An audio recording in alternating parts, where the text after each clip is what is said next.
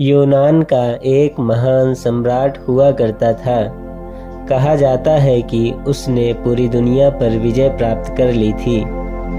जब वह पूरी दुनिया को जीत गया तो उसके मन में विचार आया कि आखिर मृत्यु के बाद उसके द्वारा जीते गए सारे राज्यों का क्या होगा। उसके जीते गए सभी राज्य बिखर जाएंगे।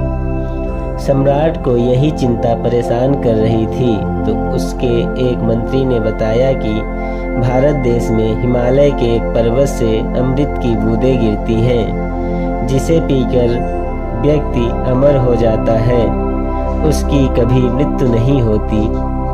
मंत्री की बातों को सुनकर सम्राट अपने सिपाहियों के साथ अमृत की खोज के लिए हिमालय पर्वत की ओर निकल पड़ा। इस यात्रा में उसके कई सिपाहियों की मृत्यु भी हो गई थी।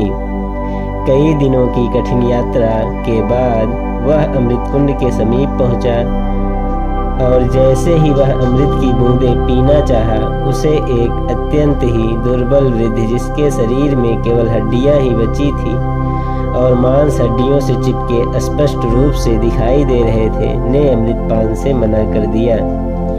उसको देखते ही राजा भयभीत हो गया, लेकिन वृद्ध ने बताया, राजन, मुझसे डरने की आवश्यकता नहीं है।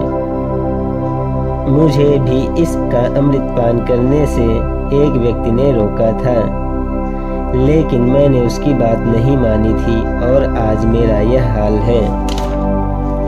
उसकी दशा देखते ही राजा के पैरों के नीचे से जमीन खिसक गई और उसने सपने में भी अमृत पान करने की इच्छा त्याग दी। उस वृद्ध व्यक्ति ने सम्राट को समझाया और कहा कि हे राजन, जीवन का आनंद तभी तक है जब हमें अपने भविष्य के बारे में कुछ भी ना पता हो।